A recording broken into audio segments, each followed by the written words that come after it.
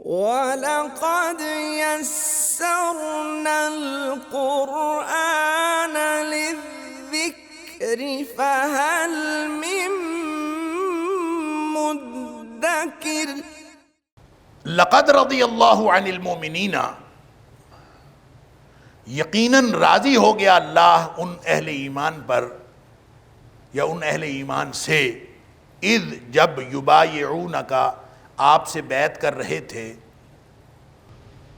تحت الشجرۃ درخت کے نیچے، جب وہ درخت کے نیچے آپ سے بیعت کر رہے تھے، اللہ ان سب سے راضی ہو گیا۔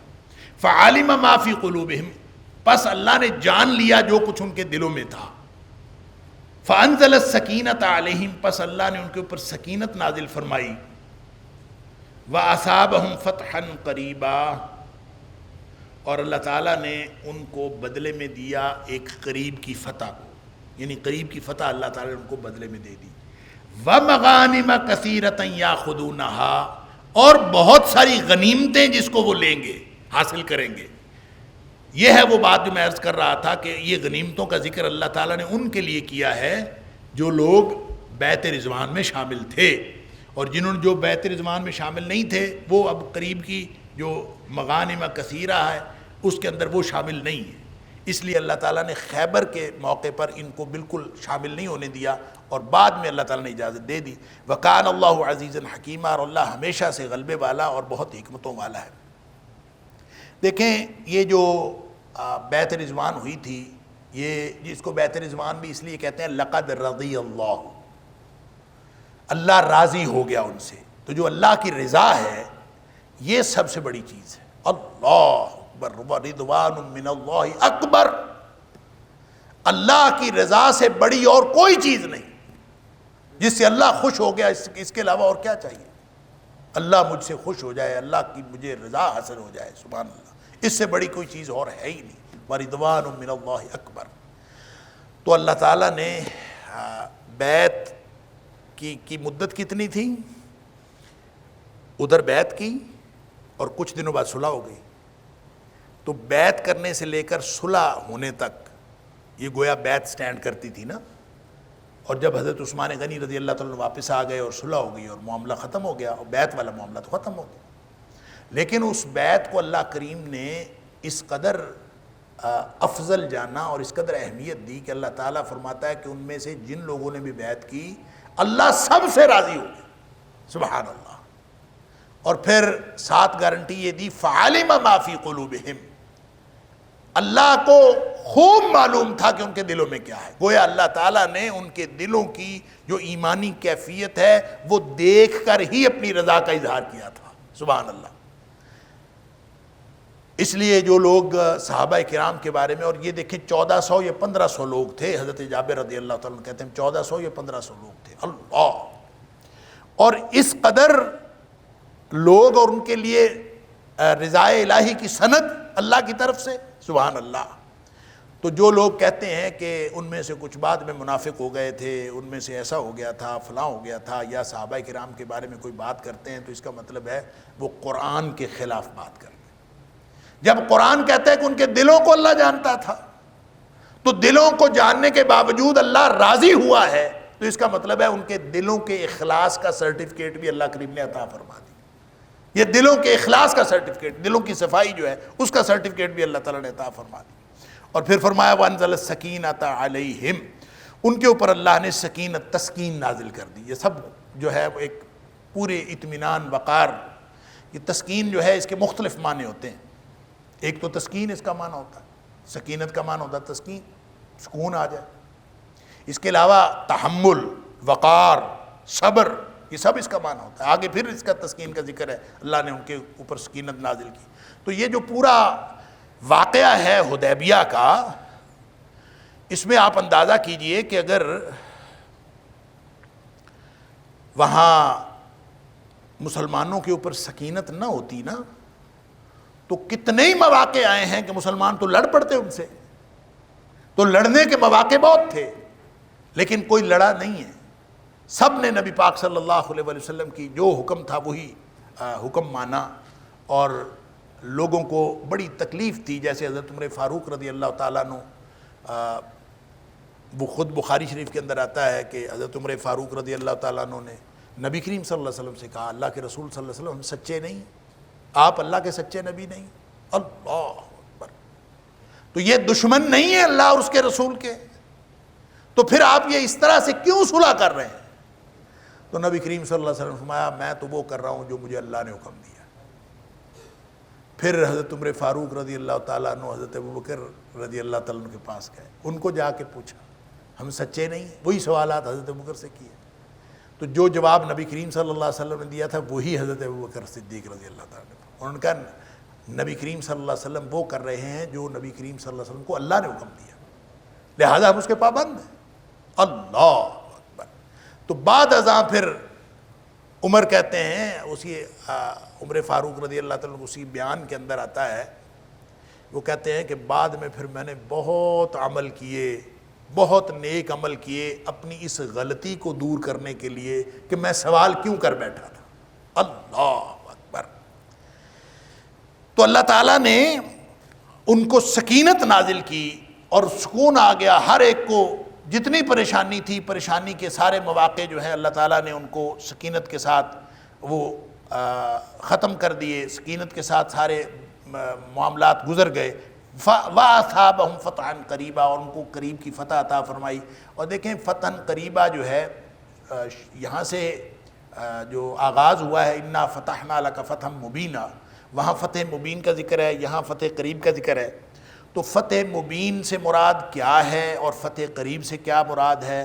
عام طور پہ میں نے عرض کیا کہ لوگوں نے فتح سے مراد فتح مکہ لی ہے، اور جو اصل میں فتح الفتوح تھی، جو ساری فتوحات کی بڑی فتح تھی، تو لوگوں نے فتح مکہ کو مراد لیا ہے، اور بعض لوگوں نے فتح قریب سے مراد خیبر کی فتح مراد لیا ہے کہ جو اس کے فوراً بعد 3 مہینے بعد اللہ تعالیٰ نے فتح خیبر عطا فرما دی تھی، تو یہ قریب کی فتح یہ بھی ہو سکتی ہے۔ لیکن صحیح بات یہ ہے کہ چونکہ یہ ساری فتوحات خیبر کی فتح ہو یا مکہ کی فتح ہو یا اس کے بعد حنین کی فتح ہو یا پھر تبوک کی فتح ہو، یہ ساری فتوحات ان کا پیش خیمہ ہے معاہدہ حدیبیہ، لہٰذا اس فتح قریب سے مراد جو ہے وہ حدیبیہ کا جو معاہدہ ہے اسی کو فتح قریب کہا گیا، یہ قریب کی فتح ہے، سبحان اللہ۔ اور اس کے بعد اللہ تعالیٰ اس کے یعنی فتوحات کے یعنی یہ اس اعتبار سے بھی فتح تھی نا کہ جب فتح معاہدہ حدیبیہ ہو گیا تو مسلمانوں کا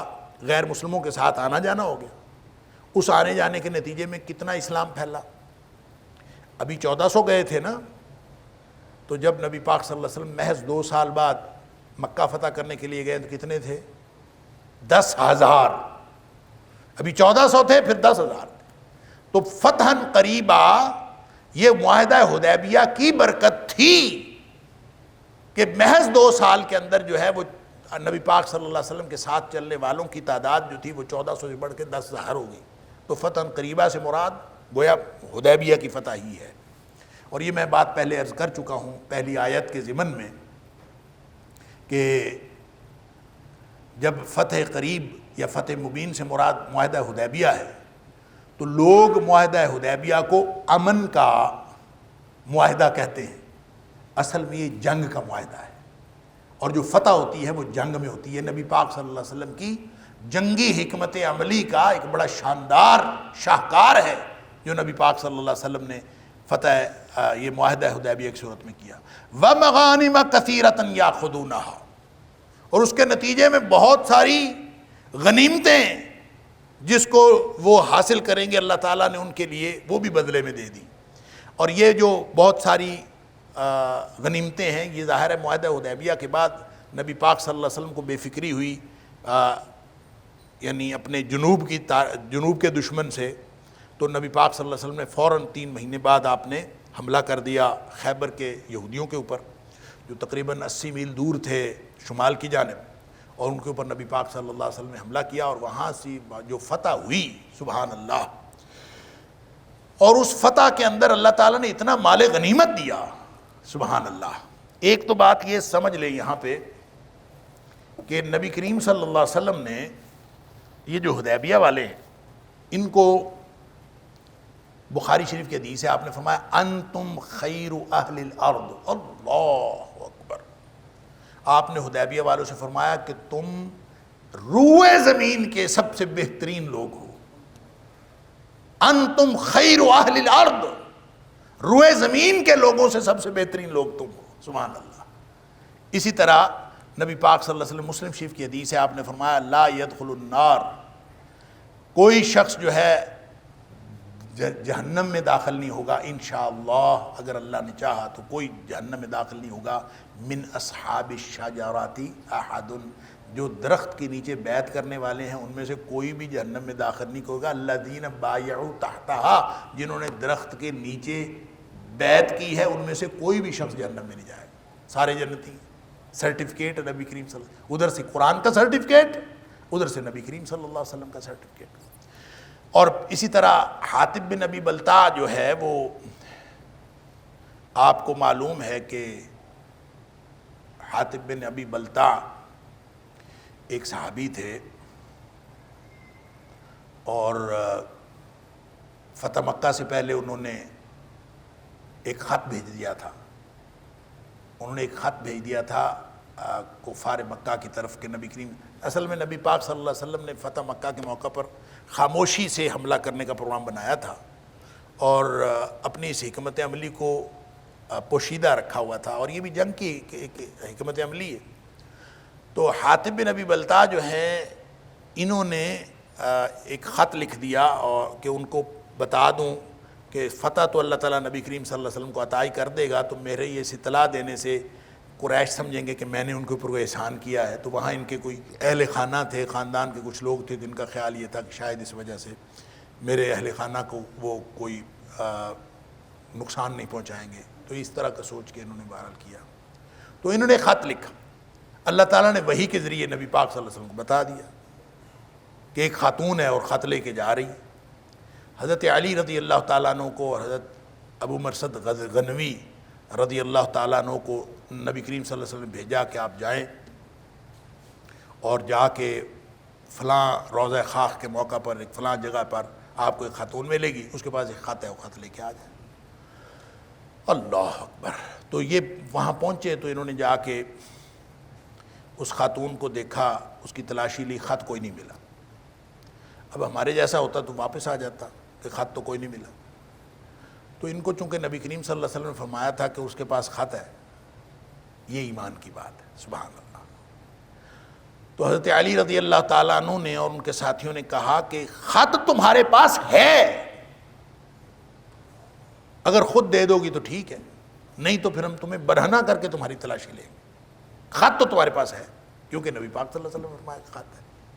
اس کو جب سمجھ آئی کہ اتنے تیقن سے کہہ رہے ہیں تو اس نے میڈی بالوں کے اندر چھپایا ہوا تھا، بالوں کے نیچے سے نکال کے اس نے دے دی، خط لے کے واپس آ گئے۔ بڑا شور مچا کہ حاطب جو ہے اس کو یہ کر دیں، حاطب کو یہ وہ کر دیں۔ اللہ! حضرت عمر فاروق رضی اللہ تعالیٰ عنہ نے بھی کہا کہ یہ جو حاطب ہے اس کے خلاف اس کو، انہوں نے کہا کہ شاید یہ منافق ہو گیا، میں اس کو مار دوں۔ نبی پاک صلی اللہ علیہ وسلم، اللہ اس کو کچھ نہیں کہنا، اس لیے کہ تمہیں کیا پتا کہ اللہ نے اصحاب بدر کے سارے گناہ معاف کر دیے ہوں، اور حاطب اصحاب بدر میں سے تھے، اور حاطب اصحاب حدیبیہ میں سے بھی تھے، حاطب حدیبیہ میں سے بھی تھے، بدر میں سے بھی تھے۔ وَلَقَدْ يَسَّرْنَا الْقُرْآنَ لِلذِّكْرِ فَهَلْ مِن مُدَّكِرٍ وَلَقَدْ يَسَّرْنَا الْقُرْآنَ لِلذِّكْرِ فَهَلْ مِن مُدَّكِرٍ۔ تو حاطب کا ایک غلام تھا، حاطب رضی اللہ تعالیٰ عنہ کا ایک غلام تھا۔ جب یہ خط والا معاملہ ہوا تو اس نے، اب جو نوکر ملازم ہوتے ہیں ان کو اپنے آقاؤں کے ساتھ کوئی نہ کوئی گیلے شکوے تو ہوتے ہی ہیں۔ تو جب یہ خط والا معاملہ ہوا تو اس نے جا کے نبی پاک صلی اللہ علیہ وسلم سے کہا کہ یہ حاطب تو اب جہنم میں جائے گا کہ اس نے اتنی بڑی بے وفائی کی ہے اللہ کے رسول صلی اللہ علیہ وسلم کے ساتھ، اس نے خبر ہی بھیج دی ادھر، تو یہ تو اب جہنم میں جائے گا۔ اللہ اکبر! تو مسلم شریف کی حدیث ہے، نبی پاک صلی اللہ علیہ وسلم نے اس کو کہا، حاطب رضی اللہ تعالیٰ کے غلام کو، کذبتا، تو جھوٹ بولتا ہے. اس نے کہا تھا نا جہنم میں جائے گا, آپ نے فرمایا تو جھوٹ بولتا ہے, اس لیے لا يدخلها فإنه شاہد بدر والحدیبیہ, یہ کبھی جہنم میں داخل نہیں ہو سکتا اس لیے کہ یہ حدیبیہ میں بھی موجود تھا اور بدر میں بھی موجود تھا. اللہ اکبر. یعنی اتنا بڑا مرتبہ اللہ نے اصحاب حدیبیہ اور اصحاب بدر جو ہے ان کا اللہ نے اتنا بڑا مرتبہ رکھا ہے.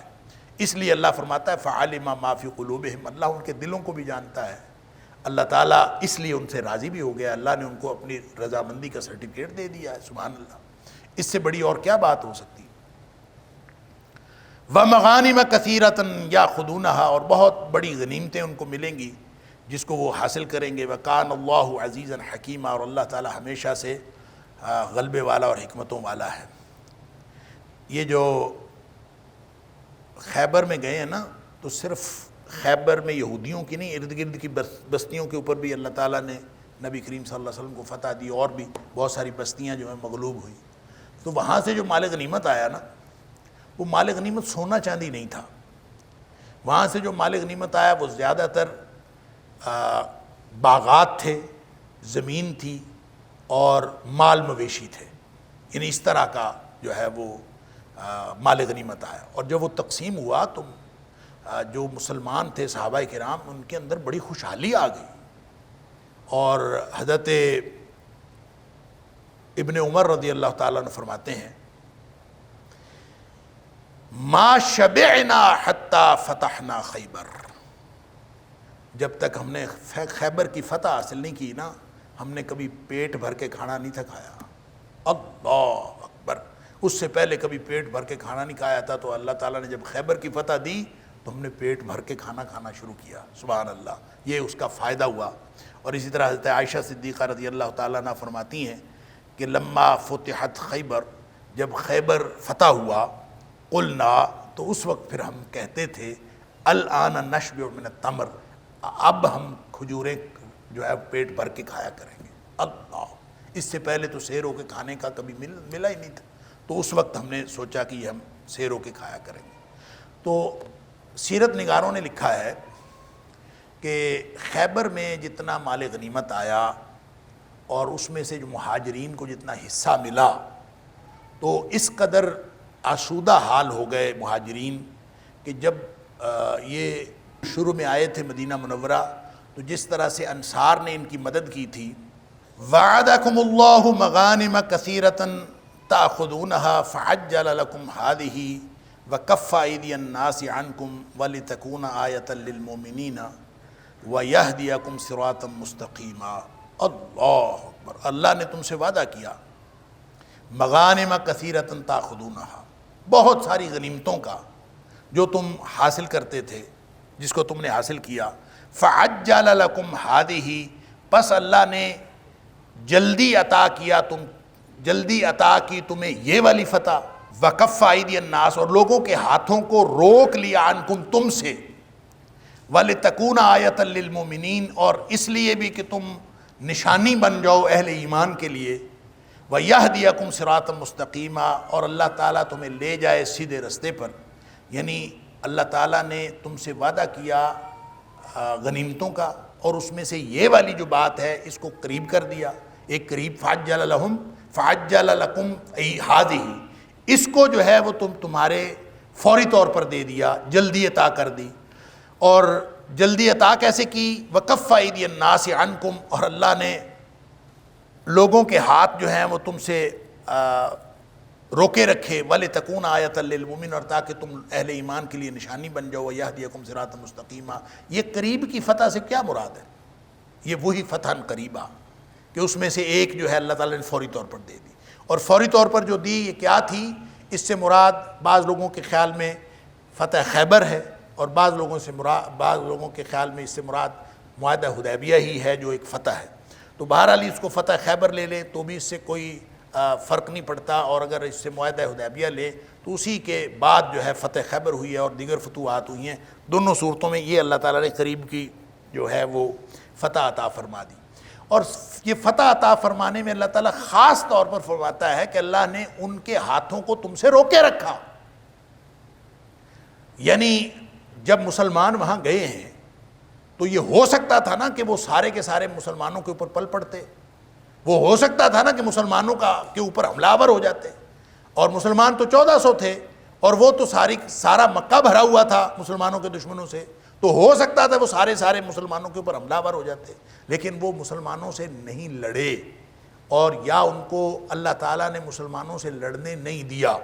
حضرت عثمان غنی رضی اللہ تعالیٰ عنہ کو انہوں نے روکا تھا، ادھر مسلمانوں نے بیعت رضوان کی اور ان کو سمجھ آ گئی تو ڈر گئے، اور فوری طور پر حضرت عثمان کو بھی واپس بھیج دیا، اور پھر سہیل بن عمر کی صورت میں ایک سفارت بھیجی اور نبی پاک صلی اللہ علیہ وسلم سے انہوں نے صلح کر لی۔ تو فرمایا کہ یہ ساری کی ساری اللہ کی طرف سے یہ فوری طور پر جو اللہ نے فتح عطا فرمائی ہے، ان کے ہاتھوں کو بھی روکے رکھا ہے، اور یہ مسلمان جو ہیں یہ اہل ایمان کے لیے نشانی بھی بن گئے، وَلِتَكُونَ آیَةً لِّلْمُؤْمِنِينَ، اور تاکہ آپ بن جائیں نشانی لوگوں کے لیے، وَيَهْدِيَكُمْ صِرَاطًا مُسْتَقِيمًا، اور سب کے لیے اللہ تعالیٰ سیدھے رستے کی طرف لے جائے گا۔ اور یہ سیدھا رستہ کون سا تھا؟ اس موقع پر نہ لڑنا سیدھا رستہ تھا، کہ مسلمان نہیں لڑے تو یہ سیدھا رستہ تھا۔ وَأُخْرَى لَمْ تَقْدِرُوا عَلَيْهَا، اور دیگر غنیمتوں کا بھی وعدہ کیا ہے، کچھ غنیمتیں تو تمہیں فوری طور پر مل گئیں، اور کچھ غنیمتوں کا اللہ نے وَأُخْرَى، یعنی یہ کہہ لیجئے کہ پہلے فرمایا نا وَعَدَكُمُ اللَّهُ مَغَانِمَ كَثِيرًا، وَأُخْرَى سے مراد یہ ہے کہ وَأُخْرَى مَغَانِمَ كَثِيرًا، دیگر غنیمتیں بھی ہیں بہت ساری جن کا اللہ نے تم سے وعدہ کیا ہے، جو بعد میں آنے والی، لم تقدروا علیہا، جس کے اوپر تم قدرت نہیں رکھتے، قد احاط اللہ بہا، اللہ نے ان کا احاطہ کر رکھا ہے، یعنی تم نہیں کچھ کر سکتے تھے، اللہ نے ان کا احاطہ کر رکھا۔ اس سے مراد فتح مکہ بھی ہو سکتی ہے۔ اللہ اکبر، کیسے؟ قریب کی فتح تو ہو گئی معاہدہ حدیبیہ، اس کے بعد مسلمان گئے اور جا کے مسلمانوں نے خیبر فتح کر لیا، ارد گرد کی بستیاں، مغانم کثیرہ، بہت کچھ آیا، ہاتھ آیا۔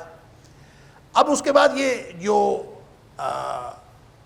مکہ فتح ہوا ہے، یا مکہ فتح کرنے کے لیے مسلمانوں نے چڑھائی کی ہے، یہ تو فیصلہ ہوا تھا کہ 10 سال جنگ نہیں ہوگی، طے تو یہ ہوا تھا نا معاہدہ حدیبیہ کہ 10 سال جنگ نہیں ہوگی، تو مسلمان تو 10 سال طے کر کے کہ جنگ نہیں ہوگی آرام سے بیٹھ گئے تھے۔ اب جو فتح مکہ کے لیے اسباب بنائے ہیں وہ اللہ نے بنائے ہیں نا، لم تقدروا، تم نہیں کوئی قدرت رکھتے تھے، یعنی فتح مکہ کے حالات بنانے کی قدرت تمہارے پاس نہیں تھی۔ کیسے ہوا کہ وہ 10 سال جنگ بندی کا معاہدہ ختم ہو گیا؟ یہ کیسے ہوا؟ وَأُخْرَى، اور بعد والی فتح اور دیگر غنیمتیں، لم تقدروا علیہا، تم اس کے اوپر کوئی قدرت نہیں رکھتے تھے، قد احاط اللہ بہا، اللہ نے اس کا گھیرا کر رکھا تھا، اس کا احاطہ کر رکھا تھا۔ کیسے؟ مثلا مسلمان تو گئے خیبر فتح کر کے آ گئے سکون سے، ادھر جنگ بندی کا معاہدہ ہے، آپس میں میل جول ہے، اور اسلام کو دن بدن اور روز بروز اسلام کو تقویت مل رہی ہے، اور افرادی قوت بڑھ رہی ہے، لوگ زیادہ زیادہ آ رہے ہیں اور اسلام کی افرادی قوت بڑھ رہی۔ لیکن اسی دوران خود بخود اللہ تعالیٰ نے ایک حالات یہ بنا دیے، کیسے کہ جو مسلمانوں نے معاہدہ کیا تھا، اس معاہدے کے اندر، معاہدہ حدیبیہ کے اندر یہ شک بھی شامل تھی کہ اگر کوئی حلیف قبیلہ ہوگا، حلیف جو مسلمانوں کا حلیف ہوگا، وہ مسلمانوں کے فریق میں شریک سمجھا جائے گا، اور جو قریش کا حلیف ہوگا وہ قریش کے فریق میں شامل سمجھا جائے گا، یعنی جتنے بھی حلیف قبائل ہیں وہ بھی معاہدے کے اندر شامل سمجھے جائیں۔ تو بنو خزاعہ تھے، ایک قبیلہ تھا جو مسلمانوں کا حلیف تھا، اور بنو بکر تھا ایک قبیلہ جو قریش کا حلیف تھا۔ تو بنو بکر کی اور بنو خزاعہ کی آپس میں لڑائی ہوئی۔ اب لڑائی تھی حلیف قبیلے کی حلیف قبیلے کے ساتھ، اگر صرف وہ لڑائی ہو جاتی تو شاید پھر بھی معاہدہ حدیبیہ پر کوئی اثر نہ پڑتا، لیکن چونکہ قد احاط اللہ بہا، اللہ نے چونکہ اس بعد والی فتح کا احاطہ کرنا تھا اور اللہ نے احاطہ کر رکھا تھا، تو وہ جو بنو خزاعہ کے خلاف بنو بکر لڑے تو قریشیوں نے ان کی مدد کی، ان کو اسلحہ وغیرہ بھی دیا، افرادی قوت بھی دی، حتیٰ کہ وہ بنو خزاع جو تھے ان میں سے کچھ لوگ کعبہ میں آ کے چھپ گئے اور انہوں نے کعبہ میں آ کے بھی ان کو قتل کر دیا. اس قدر خزاع کے اوپر انہوں نے زیادتی کی. اور نبی پاک صلی اللہ علیہ وسلم کو اس کی خبر ملی تو نبی پاک صلی اللہ علیہ وسلم نے فوری طور پر اس کا جو ہے وہ یہ یعنی معاہدہ گویا خود بخود ٹوٹ گیا. انہوں نے جب مدد کر دی تو معاہدہ ٹوٹ گیا. اب معاہدہ تو ٹوٹ گیا، توڑا خود قریشیوں نے. اب قریشیوں کو فکر پڑ گئی کہ پتہ نہیں اب کیا کریں، ہم نے معاہدہ توڑ بیٹھے ہیں، تو ایسا کرتے ہیں جا کے معاہدے کی تجدید کرتے ہیں. نبی کریم صلی اللہ علیہ وسلم کے پاس جاتے ہیں جا کے معاہدے کی تجدید. تو ابو سفیان گیا نبی پاک صلی اللہ علیہ وسلم کے پاس، اس وقت تک یہ مسلمان نہیں ہوا تھا. تو یہ نبی کریم صلی اللہ علیہ وسلم کے پاس گیا کہ میں جا کے معاہدے کی تجدید کرتا ہوں. تو اس نے جا کے نبی کریم صلی اللہ علیہ وسلم کے ساتھ بات کرنے کی کوشش کی. نبی پاک صلی اللہ علیہ وسلم نے اس کی بات ہی نہیں سنی. پھر اس نے حضرت ابوبکر صدیق رضی اللہ تعالیٰ عنہ سے بات کرنے کی کوشش کی، انہوں نے بھی نہیں سنی. تو مختلف لوگوں سے انہوں نے بات کرنے کی کوشش کی، کسی نے بات ہی نہیں سنی، کیونکہ خود توڑ بیٹھے تھے معاہدہ. تو اب ان کو سمجھ نہ آئے کہ کیا کریں. تو حضرت علی رضی اللہ تعالیٰ نے یا کسی صحابی نے ان کو مشورہ دیا کہ ایسے کرو کہ یہاں نہ کھڑے ہو کے اعلان کر دو کہ ہم معاہدے کی تجدید کرتے ہیں، یعنی معاہدے کو دوبارہ جو ہے وہ استوار کرنے کا میں اپنی طرف سے اعلان کرتا ہوں. تو اس نے کھڑے ہو کے اعلان کر دیا کہ ہم معاہدے کی تجدید کرتے ہیں. اب مسلمانوں نے تو نہیں کیا، نبی پاک صلی اللہ علیہ وسلم تو نہیں کیا، اس معاہدے کی تجدید نہیں کی. تو اس نے خود ہی اعلان کر دیا کہ ہم تجدید کرتے ہیں معاہدے کی، کیونکہ توڑا خود تھا. تو پھر جب واپس گیا تو اہل مکہ نے پوچھا کہ معاہدہ تجدید ہو گئی ہے کہ نہیں. تو وہ کیا کہے کہ اب نبی پاک صلی اللہ علیہ وسلم کی طرف سے تو کچھ بھی نہیں تھا، اپنی طرف سے خود اعلان کر کے آ گیا. اب کچھ یہ بھی نہیں تھا پتا کہ اب تجدید ہو گئی ہے معاہدے کی کہ نہیں ہوئی. یہ وہ حالات تھے کہ ان کو یہ سمجھ نہیں آ رہی تھی کہ اب ہم اس کو معاہدے کی تجدید ہو گئی سمجھیں یا معاہدے کی تجدید نہیں ہوئی، معاہدہ ٹوٹ گیا سمجھیں، توڑا خود تھا. اور یہ وہ کیفیت تھی گو مگو کی جس میں نبی کریم صلی اللہ علیہ وسلم نے، یعنی ان کے لیے گو مگو تھی. نبی پاک صلی اللہ علیہ وسلم کے لیے تو واضح تھا کہ انہوں نے معاہدے کی خلاف ورزی کی، اور معاہدہ جب خلاف ورزی کی تو اس کا مطلب ہے معاہدہ ٹوٹ گیا.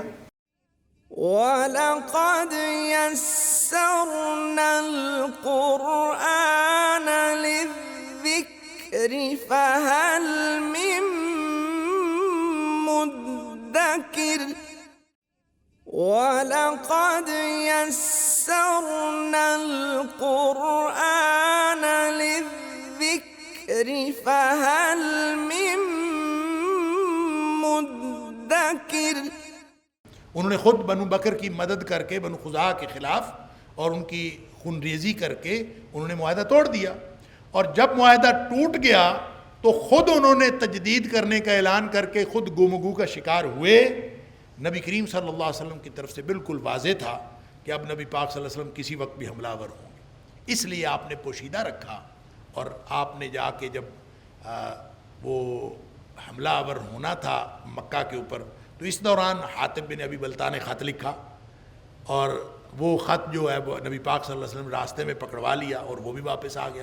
گویا کوئی اطلاع نہیں تھی مکہ والوں کو کہ یہ ہمارے ساتھ کیا ہونے والا ہے، اور وہ بس اسی کیفیت میں تھے، کنفیوژن اور ابہام کی کیفیت میں تھے. تو نبی پاک صلی اللہ علیہ وسلم 10,000 کا لشکر لے کے وہاں پہنچ گئے. اور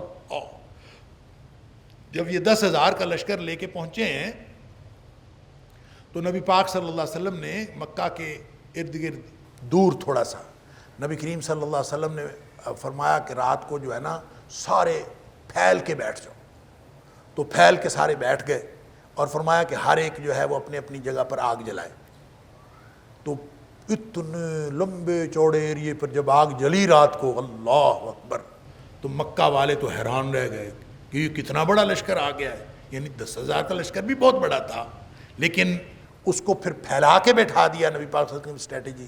اس سے ہی وہ مرعوب ہو گئے، اور بہت ساری گفتگو تو اس دوران ہی ہو گئی. اور اسی میں ایک دن پہلے ہی، یعنی فتح مکہ ہونے سے ایک دن پہلے ہی ابو سفیان کو بھی ابن عباس لے آئے، اور ابو سفیان بھی مسلمان ہو گئے. یعنی ایک دن پہلے، اس لیے نبی پاک صلی اللہ علیہ وسلم نے پھر فتح مکہ کے دوران آپ نے فرمایا تھا جو ابو سفیان کے گھر میں داخل ہو جائے اس کو بھی امان ہے۔ آپ نے جو مختلف امان کی تفصیلات بتائیں تو اس میں ایک امان یہ بھی تھی کہ جو ابو سفیان گھر میں، کیونکہ یہ ایک دن پہلے مسلمان ہو گیا۔ بہرحال یہ وہ فتح ہے، فتح مکہ، جس کے حالات اللہ نے بنائے۔ اللہ تعالیٰ فرماتا ہے تم نہیں رکھتے تھے، تم نے تو 10 سال کے لیے جنگ بندی کا اعلان کر دیا تھا، لہذا تم اس بات کی قدرت نہیں رکھتے تھے کہ اب فوری طور پر جو ہے مکہ فتح ہوتا۔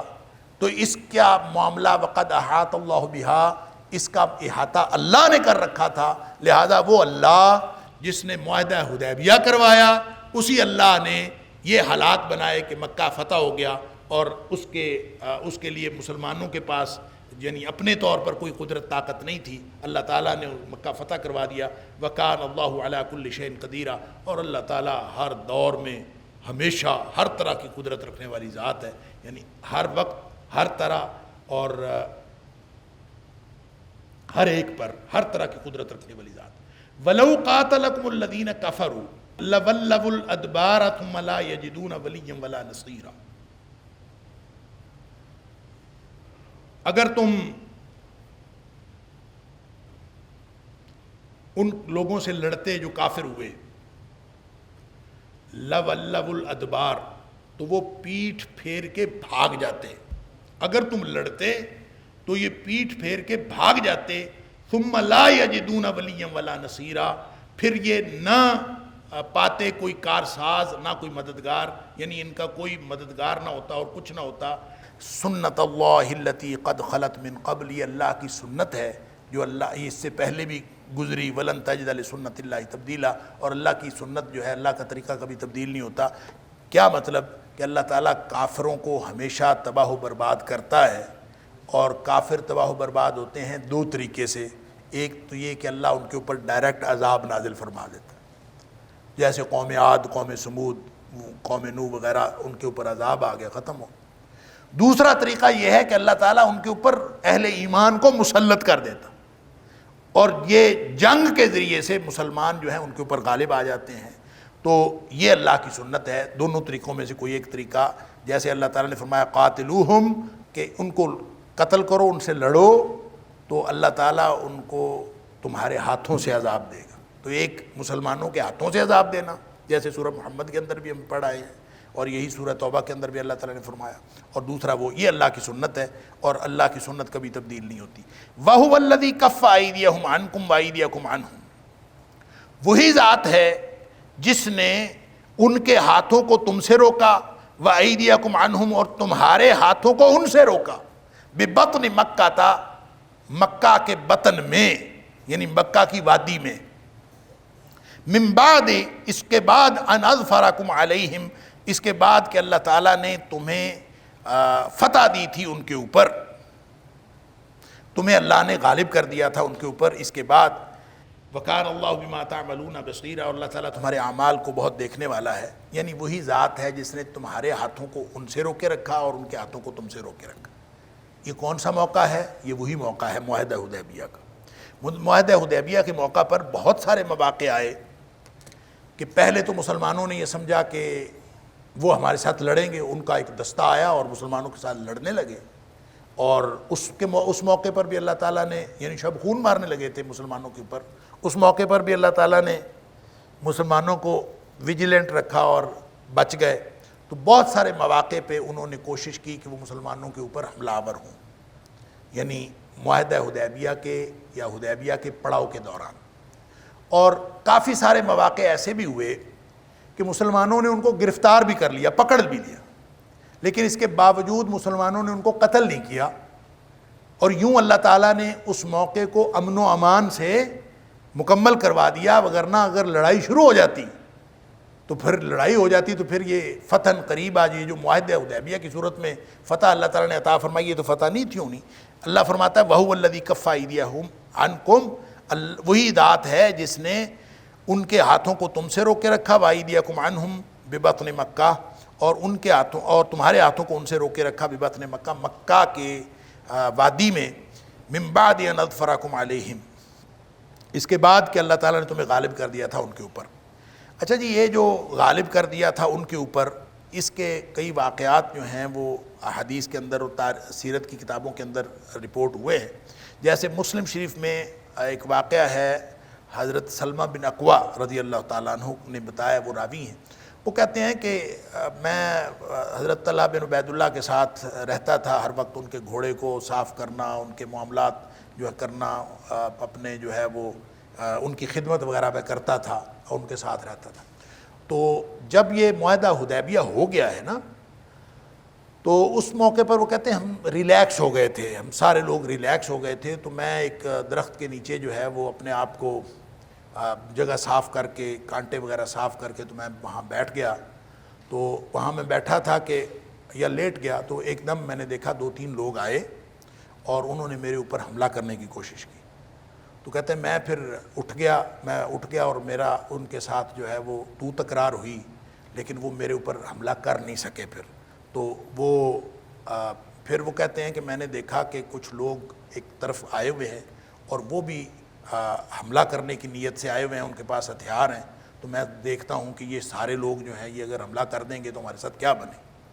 تو 12 لوگ کہتے ہیں کہ وہ جو 3 لوگ تھے جو میرے پاس تھے وہ بھاگ گئے یا کچھ ہوا اس طرح کا. تو میں نے ان کا اسلحہ اکٹھا کر لیا، ان کی تلواریں وغیرہ اکٹھی کر لی. تو میں پھر وہ جو باقی لوگ تھے وہ ان لوگوں کو بھی میں ہانک کے نبی کریم صلی اللہ علیہ وسلم کے پاس لے گیا. تو نبی کریم صلی اللہ علیہ وسلم نے ان کو جو ہے وہ کچھ بھی نہیں کہا، حالانکہ وہ حملہ کرنے کی نیت سے آئے تھے، اور نبی پاک صلی اللہ علیہ وسلم نے ان کو چھوڑ دیا. اب وہ جو حملہ کرنے کے لیے آئے تھے اللہ نے ان کے ہاتھوں کو بھی روک کر رکھا، اور جب وہ نبی پاک صلی اللہ علیہ وسلم نے ان کے اوپر غلبہ حاصل کر لیا تو انہوں نے بھی ان کو کچھ نہیں کہا. اور اللہ تعالیٰ فرماتا ہے کہ یہ جو ان کے ہاتھوں کو ہم نے روکا وہ بھی ہم نے روکا، اور جو تمہارے ہاتھوں کو ان سے روکا یہ بھی ہم نے روکا. اور یہ اس لیے تاکہ جو ہے وہ ایک یہ جو معاملہ ہے غلبے کا یہ پورا ہو جائے. من بعد ان اظفر علیکم، صلح ہو گئی تھی، اس کے باوجود یہ واقعات ہوتے رہے. اسی طرح حضرت انس رضی اللہ تعالیٰ نے کوئی 80 آدمیوں کا جو ہے وہ ذکر کیا ہے. تو حضرت سلمہ بن اقوا بھی کہتے ہیں کہ اسی موقع پر یہ آیت نازل ہوئی، اور حضرت انس رضی اللہ تعالیٰ عنہ کوئی 80 آدمیوں کا ذکر کرتے ہیں کہ وہ آئے تھے حملہ کرنے کے لیے. پھر اللہ تعالیٰ نے ہمیں یعنی مسلمانوں کو ان کے اوپر غلبہ دے دیا، ہم نے ان کو پکڑ لیا، لیکن نبی پاک صلی اللہ علیہ وسلم نے ان کو بھی چھوڑ دیا. تو اس موقع پر یہ آیت نازل ہوئی. اسی طرح سے بعض لوگوں کا خیال یہ ہے کہ جس وقت معاہدہ لکھا جا رہا تھا نا، تو یہ باتیں ہو رہی تھیں کہ یہ اس میں محمد الرسول اللہ لکھنا ہے کہ نہیں لکھنا، اور انہوں نے کہا تھا محمد بن عبداللہ لکھیں، اور یعنی اشتعال والی باتیں تھیں ساری. تو اس دوران وہ کہتے ہیں کہ جب ابھی معاہدہ لکھا جا رہا تھا تو 3 لوگ جو ہیں ایک طرف سے آئے ہیں اور انہوں نے آ کے حملہ کرنے کی کوشش کی تاکہ یہ معاہدہ سیبوٹاج ہو جائے. تو وہ بھی پکڑے گئے اور ان کو بھی نبی کریم صلی اللہ علیہ وسلم نے کوئی سزا نہیں دی اور آپ نے ان کو چھوڑ دیا. تو یہ جو مختلف ان کو وہ گرفتار ہو گئے تھے، بعد میں اس کے باوجود چھوڑ دیا.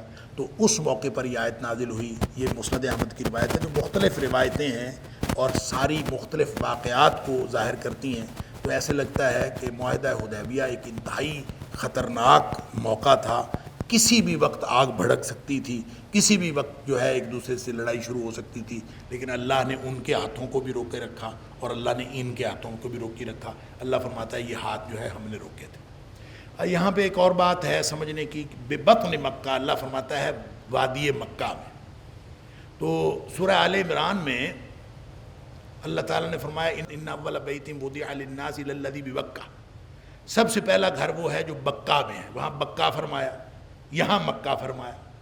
تو اس کا مطلب یہ ہے کہ مکہ اور بکہ ایک ہی شہر کے دونوں نام، اسی کا نام مکہ ہے اور اسی کا نام بکہ بھی ہے. تو اللہ تعالیٰ نے یہاں مکہ فرما دیا. اس کا مطلب یہ ہوا کہ یہ 2 الگ الگ شہر نہیں ہیں، اسی کے 2 نام ہیں. اور کامیابی اللہ تعالیٰ نے کو من بعد ان اظفرکم علیہ، بعد اس کے کہ اللہ نے کامیابی دے دی تھی تمہیں ان کے اوپر، یا غلبہ دے دیا تھا تمہیں ان کے اوپر.